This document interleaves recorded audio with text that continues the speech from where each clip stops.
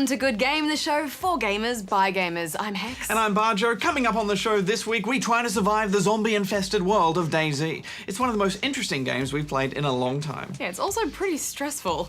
Oh god, there's another one! Oh god! What? We also take Dirt Showdown for a spin. And in the lead up to E3, Goose investigates how it impacts the industry. But first, can you guess the game for this week? Okay.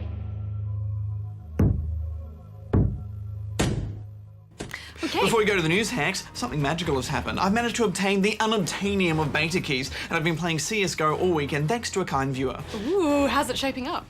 Awesome.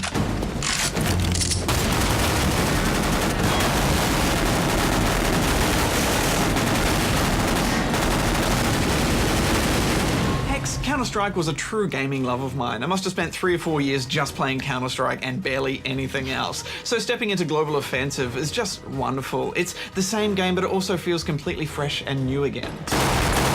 All of the maps have been revamped with more detail, and some of them have been tweaked as well, such as going left on Italy is a bit different now. And finally, they brought the chicken back. I know you're always a big fan of the chicken. I'm a massive fan of the chicken. But does it still feel like Counter-Strike? It does. It's still got that same floaty feel, which at first is a bit off-putting after coming from a lot of modern shooters. But after a few minutes, you feel right at home, and it's that perfect mix of old-school action and modern visuals. Okay, let's go. That clean, arcadey feel is still there, and people still do all of the same things, such as running with the knife and switching weapons and ducking in the pre-round and smashing you with an AWP through the double doors. Julies! Ooh, I haven't checked. But most importantly, all of the guns actually feel useful, which is very new to CS. They've worked very hard at balance. Now there's Molotovs, which just opens up all sorts of strategy because you can really block off a choke point with fire. I just hope there's a bunch of new maps to come with this when it's finally released, because I love Dust 2, but every single Counter-Strike server is always on Dust 2, and there are so many other great maps, like Aztec, or Train, or Back Alley. Bring Back Alley back, that's what I think anyway. Oh, well, it sounds like you had a great time with it then. I did. Well, now can I do the news? Go for it. Okay. You've got nothing else that you want to... Nothing? No? Okay. Aztec. I love Aztec. Aztec's really great. I like going down by the water, then you go up the stairs and you catch all the counter-terrorists and they're all just like, oh, and you're like, oh, bye. Good game. After recently entering into voluntary administration, Game Australia has been forced to close 60 stores and lay off 281 employees. The affected stores were closed based on their financial performance, with the reduced operating costs potentially improving the chance of finding a buyer. Game's remaining 55 stores will continue trading for the immediate future. Directors have been picked for the upcoming game-to-film adaptations of Need for Speed and Shadow of the Colossus. Actor Valor director Scott Waugh has been chosen to helm the Fast and the Furious-inspired Need for Speed film, while director of Chronicle Josh Trank will be responsible for bringing Team Ico's masterful Shadow of the Colossus to the big screen. Kingdoms of Amalur developer 38 Studios has laid off all staff, with its subsidiary studio Big Huge Games being shut completely, resulting in almost 500 staff being shown the door altogether. 38 Studios has struggled to make repayments on a government loan from the state of Rhode Island, while developing costs on their upcoming MMO Copernicus became untenable. The studio has fallen into state ownership, and if no buyer can be found, Rhode Island taxpayers may be left with a bill totaling over $110 million. Telstra's Game Arena service was recently intruded by hackers, resulting in 35,000 email addresses, usernames and passwords being compromised. Telstra automatically reset the affected users' passwords and has assured its customers that no credit card details were stored on the hacked server. Good game.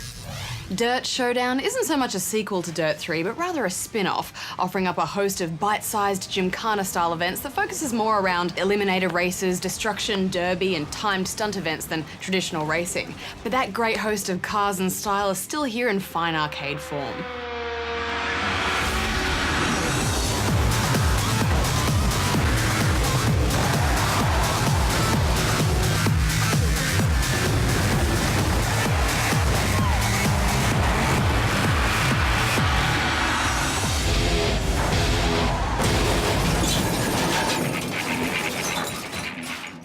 What I've always loved about the Dirt series, Hex, is that white-knuckle racing, the dirt track jostle where one false turn can see you ruining the race and spinning off the road. So I was a bit nervous about this one, hearing that the bumper bars have gone up.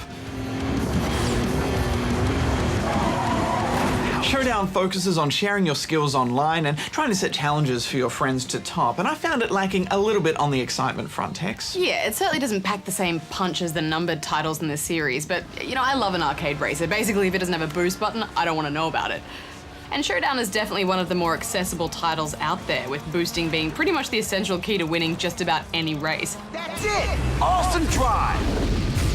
Even if it doesn't really encapsulate that rally racing joy that you're describing. Yeah, there is a clever balance with the cars, though, I thought. This is an arcade racer, but they've pulled all that wonderful realism in the handling from the other games in the series into this one. And you notice that difference in between events, particularly when you need a car that is more agile for those tight corners and donuts. I thought the presentation was great, with impressive menus and unlocks that make you feel like you're kicking butt at everything, even when you're not. And the in-game cash system gives you the freedom to spend your winnings wherever you want, because while I did well in certain events, Sayonara, muchacho! it did help in some of the knockout sections or trick races where I didn't do so well, because I could pump money into beefing up my car to give myself an edge.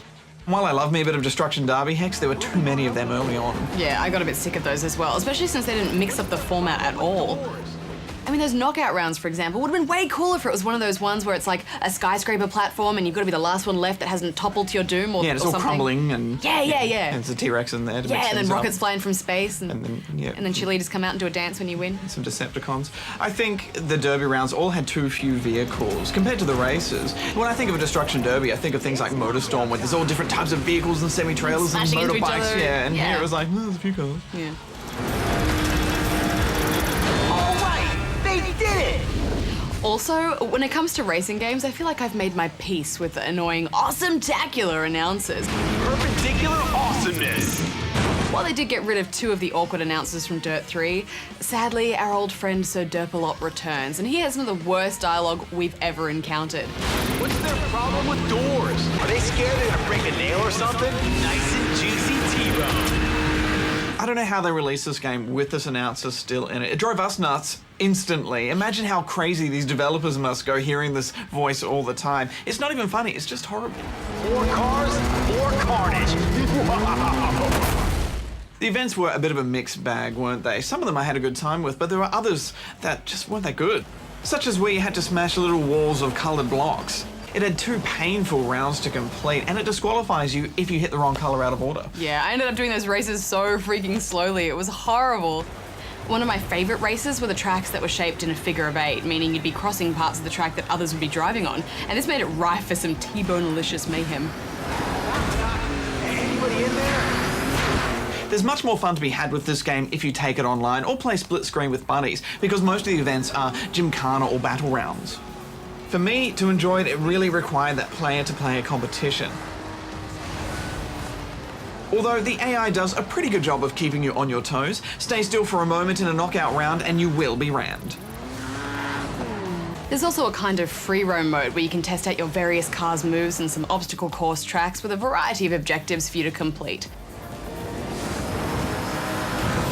And for a bit of offline competition, you can set challenges for people on your friends list to try and top.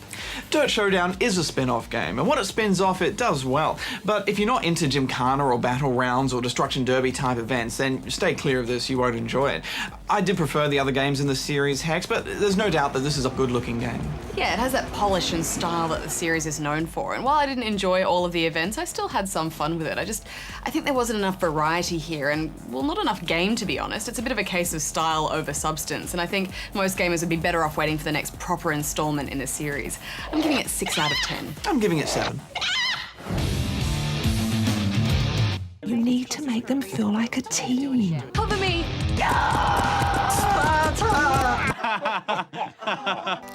Drop it, dickhead. The jump just doesn't feel right. Just use the Mario jump. It's classic. No, it's too floaty. Check out Super Crate Box. Shank, no! I don't want to just steal from other games. This has to be totally original. Original hype, original ideas need to show everyone. Look, Troy, all artists pinch stuff. It's part of the creative process. There'd be no Hunger Games without The Long Walk. The Matrix pinched from Neuromancer. These guys pinched from the Ramones. Kirby and Michelangelo. I don't mean the Ninja Turtle. What's a Ninja Turtle? Okay, what year were you actually born? Okay, give me the jump from Mario, the power-ups from Mega Man, the narration from Bastion, the helmet from Halo. Go! All right. And make that guy a plumber.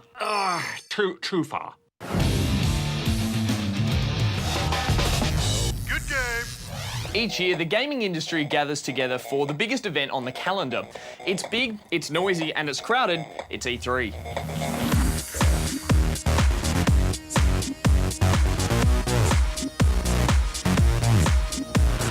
You know, the Electronic Entertainment Expo is huge. It's the industry's trade show. Now, there's some other shows that we have throughout the year, but this is the one where we all get together to talk about the state of the art, where we talk about what we're doing and we figure out how it's going to reach customers throughout the year. So it's a lot of fun because we're all there, but it also requires a lot of preparation. And it's this preparation time that many developers choose to approach very differently. I think that every producer and every publisher thinks about a trade show differently. What we do is not really about announce this thing at the trade show. Like if you're in a game, if you're working on a specific game, your job is to make that game amazing. And then when E3 is coming up, it's like, okay, so we'll show something off. What do we show off? What's a good thing to show off? We drive game first. And then trade shows, when they show up, if you decide to go, you just pick what you want to show off. Come and get it. I know it's actually really cool because you start working on something very specific because you want to show one thing, so it gets you to see what the game is going to be like at the end. So it's actually exciting to see, oh, this is actually our design and this is what the game is going to feel like. So it's definitely exciting, yeah. You know, as much as we try to plan for it, and we do, we try to be very smart about how we work these things into our development schedule. All that planning aside, there's always that, that little stretch of time, a month or 2 months before E3 when everyone's, gotta get this done. So for us anyways, no matter how hard we try to plan for it, there's still always an element of chaos.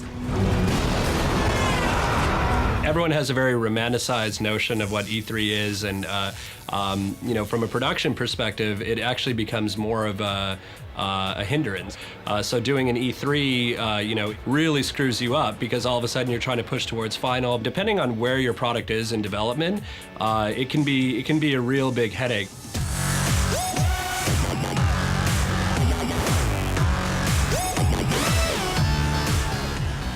The best way for a developer to approach E3 is to really sit down and look at the game you've got and what you've got to talk about. And I think at times developers can be quite guarded, as publishers can be too, but find something interesting to say and make sure you're saying it to the right people. With over 45,000 industry peeps on the floor last year, it makes sense that some developers would use this as an opportunity to get feedback on their game and maybe check out some of the competition. Every time that you present what you're working on to any kind of audience, there's an opportunity to learn something about how the audience is reacting to it. You've exposed your art to an audience, you have an opportunity to understand what that audience takes from it. And if they're taking from it what you want them to, then you can feel really good. And if they're taking something different, you have to decide if that's valuable or not, if you feel good about what they're taking, or if you want to change some things. Did you think I was gone forever? You can't rethink your entire design on some feedback. Now, if you take, for instance, the E3 2010, we weren't really happy with what we had provided. It was good, but it wasn't as good as we wanted it to be. And we got some feedback that was basically the same as ours. And so, yeah, that prompted us to rethink the whole game. So E3 is an opportunity to get feedback from consumers, and that's a huge boon for game development. But it's also an opportunity to see what everybody else is doing. And as a game geek, there's a lot to be said for that, and actually being able to see some cool stuff that's going on in the industry.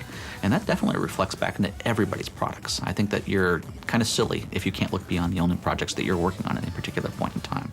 So while we're all getting pumped for the new trailers and big announcements, let's face it, at the end of the day, E3 is all about generating hype and marketing products to us, the consumers.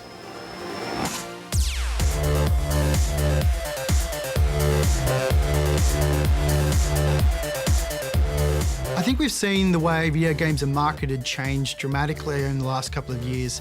You're seeing shorter marketing campaigns for video games. That being said, E3 is important if it falls within a certain period in that development schedule and within that marketing campaign.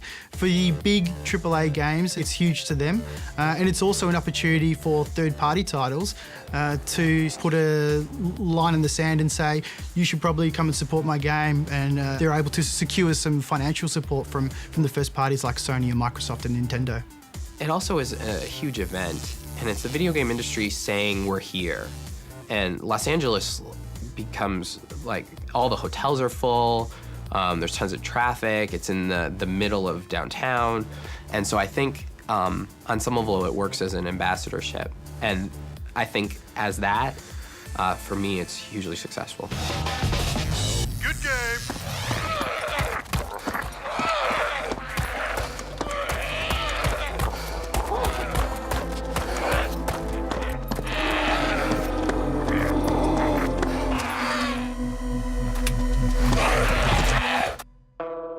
Every now and then, a game comes along that shows massive potential. A game that shows a hole in the gamosphere that is yet to be filled. The ARMA II Mod Dayz is one such game. It was created by one man, a New Zealander by the name of Dean Hall, on his downtime while working on ARMA 3. It's a real success story, and it's the closest you'll get to an online zombie MMO. And it's as much a horror game as it is a social experiment.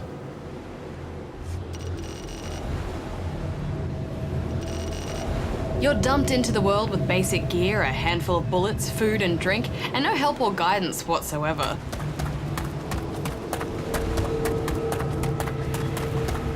You're in a hopeless situation and just need to survive. And you probably won't for very long unless you're good at making friends. Is that you, Goose? No way. Is that you? And then turning on them when you need to. The world of Dayz is brutal and unforgiving, but it's also one of the most compelling games I've ever played. It's certainly unique. To play Dayz, you'll need ARMA 2 and its DLC and a lot of patience. This mod is still very early in its development, so it's surprising that it's running so well considering it's a game in alpha. So take all of our complaints with a grain of salt. I forgot how beautiful this ARMA world can look. There's an eerie stillness to the world, and it just feels post-apocalyptic. Abandoned buildings and barns, mass graves, and run-down towns just scream zombie infestation. Yeah, it's creepy. You'll often be looking at a field and you think, okay, this looks safe, and then suddenly you'll see one zombie swaggering off in the distance, and then a whole host of zombies and scores of them running at you. Oh my god, there's so many, and they're sprinting. I think Hex is running from Oh my god, I got The zombies in this game are especially terrifying for a few reasons. Firstly, their AI models are very basic, so that makes them a bit unpredictable, especially the ones that erratically zigzag about. Oh no, there are so many. Oh man. They will spot you if you get too close and aren't flat on the ground or if you make too much noise, and they're so fast. If you're in a big city, it's just a matter of time before you do something stupid, and then you have a whole horde on you, and you know you're already dead. 11. Oh no! Seriously, I'm running now, and that's a lot of zombies. Yeah, the last thing you want to do is sprint through a town in Dayz, unless you want to start that zombie conga line.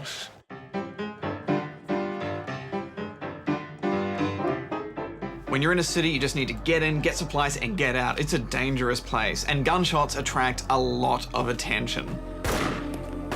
They're all coming. And the zombies are relentless. They'll just chase you, and then more will chase you, and then they'll gather more, and they'll just never stop. Even the creepy crawly ones along the ground, they have determination and double gumption. They'll climb ladders and glitch into view. In fact, they can even hit you through walls. If you do get busted in a populated area, you need to leg it to somewhere quiet and then take them out to pasture. Or run into a building or up a ladder and make a stand. And be prepared for a long fight. Ooh, lighthouse. Where does that put us? The controls and interface for this game are an abomination that you hope will eventually get ironed out, although ARMA 2's controls always were bafflingly wonky. Sprinting, crouching, prone, aiming, eating, bandaging. All of these things are painfully unintuitive to do and will often get you killed. Ah, behind you! And in fairness, this is mostly because the game is still an alpha.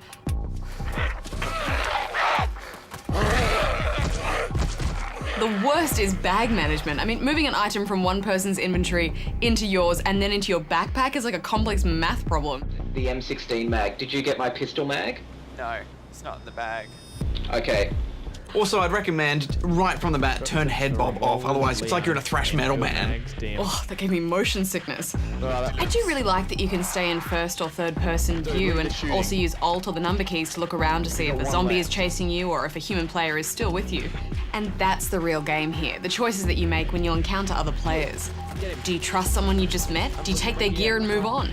He's dead. Do you let them die if they're under attack? Jedi, run towards the red building. I can see you running, Jedi. Yes. Oh, hang on. Stalker, yeah, he's in the trees. Right, there he is. Yes. All of these decisions are so fascinating, especially in a pack. Okay, let's get out of here. Whatever you're doing, drop it. We're gonna have to move. Yep, Let's go. Yeah, that pack mentality is really fun to watch play out. Let us know when you're coming in the church. Yeah. Because we'll shoot you if you don't. Yep. There's so many arguments about where to go and what to do. I've never heard our voice channel sound so serious. Yeah, it's intense. That we're just gonna get split up again. It's just a matter of time. Yeah, but I mean, before a zombie comes in and then it's all on again. We don't. do you want to send someone out for reconnaissance? We won't. Or Get someone supplies and random come runs back. in. No, we just need to follow if we me. do that, then we're and we'll go screwed, outside definitely. and we'll I just creep really around. need ammo. On the whole, people do try to be friendly, but you really can't trust anyone. Hey, this guy's got a nice gun.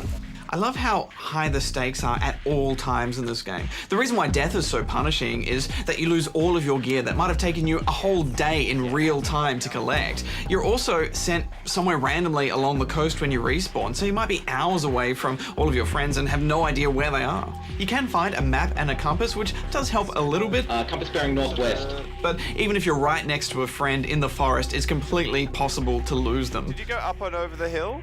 Where'd you go? We lost you. And then every now and then comes a time where all hope is lost. You have no food, you have no water, very little ammo, and you just decide to yourself, I'm gonna walk into a zombie town, fire off a gun, and let nature take its course. It takes time to get this game going. Installing the mod and even getting into a server took me an hour the first time, and once you've done that, you have the difficult task of finding everyone. There is no way to see yourself represented on a map. You can only look at street signs in the game, and they're all in freaking Russian. Then EPHOROPCK. No idea. I mean, I could hear you having a grand old time, but I had no idea where you were. It's like we're talking on a ham radio. And I couldn't speed the process up because if you walk or even stand near a zombie, then they'll see you and they'll mob you. And then you have to back away and shoot and back away and shoot. And the only way to avoid this is to crawl or crouch crawl, which is slow. Really slow. It's awesome. I spent hours crawling along the ground, trying not to get attacked by zombies, slowly making my way to that church that you guys said you were at. And when I finally got there, Now I'm standing at the pulpit. I was in the wrong city. Okay. Nope, different church. There's more than one church. Yeah, that was a little bit heartbreaking. I couldn't believe it. I died a little bit inside that day, and it wasn't until the next day when I was randomly prone crawling past a town when I spied another church. And suddenly... Yeah, I see you! I see you, Seth! Except the guy we Oh my god! Oh my god! This is the most exciting moment for me. I've been so alone for so long. I was so emotional after being alone in this zombie deathland for so long, I was practically sobbing, Barjo. I just don't want to be alone anymore. Yeah, it was that real hug in the field moment, wasn't it? Except the field is full of zombies and other players that want to kill you. And we were rolling. And then... Except I think... Oh! Who's that? Who's that? That's not one of us! Okay. He's there. Kill him. Oh god! After all that, 10 minutes together and some bandit stumbled upon us and shot me. No! What happened? Oh no. Oh. Only me, dead after all that. Hex, if it's any consolation, your gear provided some much needed ammo to the rest of the team. Hex, I was first to take all your gear.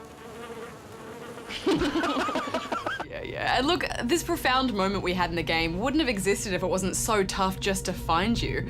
But that doesn't change the fact that I feel like I wasted hours of my life crawling around in the grass for essentially 10 minutes of shenanigans in a church and then having to start the whole process over again because I spawned yet again in the middle of freaking nowhere. Needless to say, after a string of rather unladylike expletives, I called it a night. And it was a few days before I could bring myself to log in again. There are moments when I just think there are so many other games I could be playing right now, and instead I'm crawling in the grass. I don't feel like that at all. I just want to play this game only forever. That's how I feel right now. It's all I can think about. And it's because it is so compelling, this real trial of survival that you go through. Oh man, I have no idea where I am. Not counting interface issues, if this game was any easier to play, I think it would be much less interesting. All I'm asking for is to see myself represented on a map, just to save time. No! There are aspects of this game that need polish, but I guess that's why it's in alpha. Plus, one time I spawned as a bird. Why am I a bird? DayZ runs on a real-time day-night cycle, and happily most of the Aussie servers have offset it by a few hours, so we're not all just playing at night, because daytime is tough, but nighttime is a nightmare. Don't adjust your set. This is what DayZ looks like at night. You can't see anything without a flare lit, and you don't have many. Also, a flare will make you a target to zombies and other players. The first time I played this was actually with Goose, and it was pitch black and terrifying. Blair Witch Project kind of terrifying. I'm in a car, the zombies are outside, and I'm just gonna chill in here. Eventually I found him running with a flare in his hand with a trail of zombies behind him going, help, help. No, don't die, Ghost, don't die! Oh no, help, help. Oh no, this is not happening. There are so many stories that can come out of even a short session, aren't there? Yeah, it's mostly horror stories, but stories nonetheless. It's true emergent gameplay, isn't it? I mean, we could be seeing a real evolutionary step in game development because this is already so popular and it's really shaking things up because there are no design rules here. What you make your goal is what your party needs the most. I'll shoot first because your ammo's the most precious. Yeah, and it's telling that we persist with it, even with all of these interface issues in this early development, because it is just that compelling. At one stage, I spent 3 hours just with this throbbing, blurry effect because I needed painkillers, and I loved every second of it. I spent an hour just trying to get into a server, just hitting enter over and over. Get one of those birds that I have the fun. I need your little pecker bird. Yeah. I love the different types of emotions this game stirs up as well. I've had some really dark thoughts playing this game, Hex, walking behind someone who I've met and maybe fought side by side with for a while, and then suddenly realizing I've only got one flare and no ammo, and maybe if I just hang back a little bit and take him out, I will survive a bit longer. Harsh, Barjo. Yeah. The more gear someone has, the bigger target they are, and the less gear you have, the more risks you take. I want to get him. After a while, attacking other players does take a toll on your soul, but you just got to do what you can to survive. Oh, someone's shooting me. What I love most about this game is how the simple things become amazing, such as finding a can of beans. I can't believe we've done this. We've lit a fire. This is more satisfying than lighting a fire in real life. Yeah. Dare to walk over it. Being in a group and someone opens a drink and you're like, oh, having a little sip there. Just the sound of that can being open. You know, seeing someone across the way in another building. Hi. There are extreme highs and extreme lows in DayZ, and you'll probably learn something about yourself as well. It's not fair to score this game because it's not finished yet, but we will be keeping it on the radar. Have you got bullets, Wipeout? I got a frag grenade, guys. I'm gonna do it. It's the only thing we can do. Just try and stay alive. Get down. Good game. So did you guess the game for this week? It was Colin Mcrae Rally, the first 3D off-road game by English studio Codemasters. It introduced realistic handling to the rally genre and was a big hit. After Colin McRae's tragic death, the games continued as the Dirt franchise we know today. Well, Hex, it's time to pack my bags because I'm heading off to E3. And that means our old friend Andrew Bindi Hansen will be stepping in to co-host with me. We're going to be locking and loading in Ghost Recon Future Soldier. On my mark, 3, 2, 1. And also checking out the Half-Life mod Cry of Fear.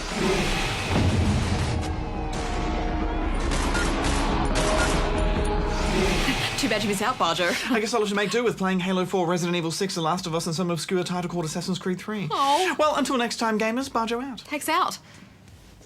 Well, have you packed yet? No. Barjo? Good time. So the key to efficient packing is to create an itemized list of... I'm here at Goose! Get out. Get out of it.